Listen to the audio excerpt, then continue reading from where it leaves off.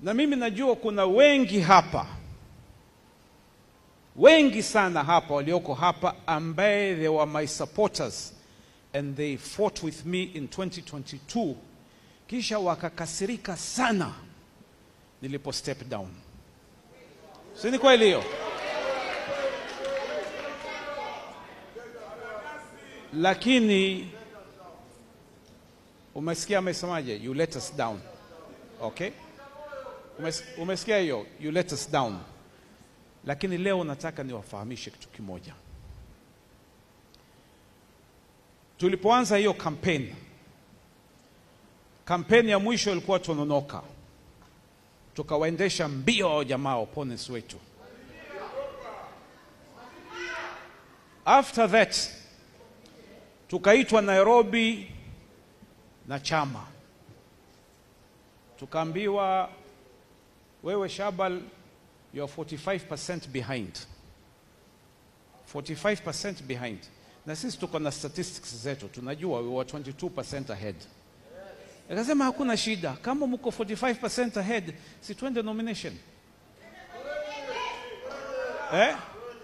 Lakini unajua sijui Infotrack, sijui Mama Kenani anasema, naambia to hell with that.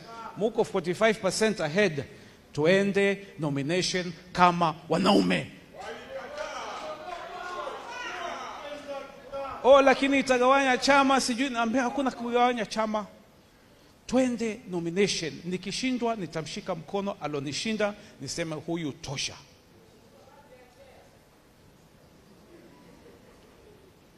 Mimi leo sikuja kuongea siasa, lakini tumeongea mambo ya baba, na kuna wengi ambaye bado wanakumbuka hii. So tukakutana, tukakubaliana tutaleta baba yetu Raila Amolo Odinga, tuone msimamo wake vipi. Tumekaa hapo viongozi wote wa Mombasa.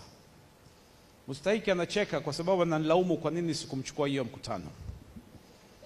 Akaingia baba, na si nyinyi wengine ambaye mnamjua baba, alikuja akanishika mkono hivi, twende. Akanichukua juu kwa nyumba ya Joho, please mama, nyumba ya Joho paka the 3rd floor. Akaniambia, Suleiman, mimi nataka wewe ukuje na mimi national level. Nataka wewe uchukue hii waziri industrialization, trade, sijui nini. Nikamsikiza, nikamwambia baba, nikamuuliza baba, are you offering me a cabinet position? Ndio. Nikamwambia baba, with all respect, it is not my ambition to be a cabinet secretary.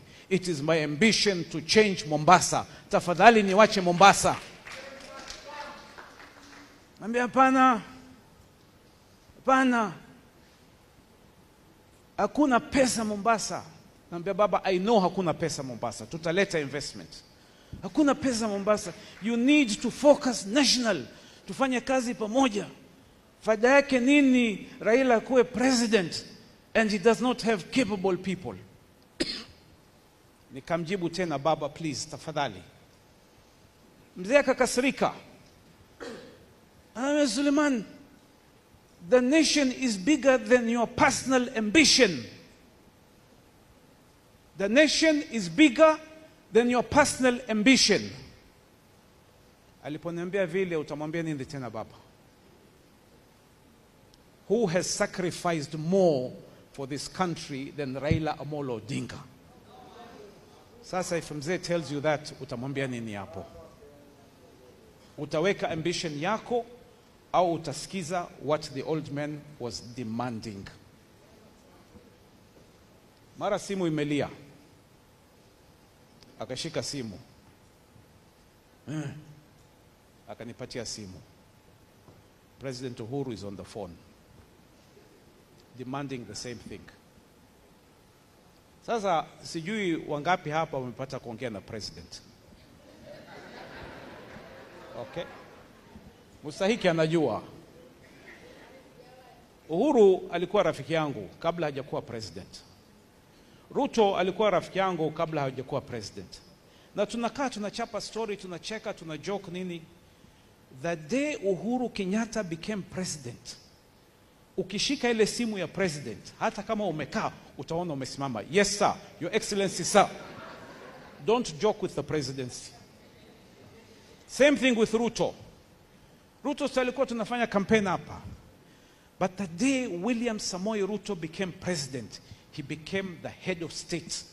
Akikupigia simu Ruto leo, utaona automatically umesimama at attention. Yes sir, your excellency. Sasa wewe put yourself in my position. Upande huu uko na baba, upande huu president. Utafanya nini?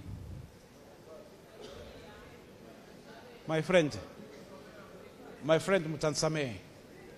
Ile pressure niliyopata saa ile, Mwenyezi Mungu peke yake ndio anafahamu. So Waswahili wanasema tuache yalopita tugange yajayo.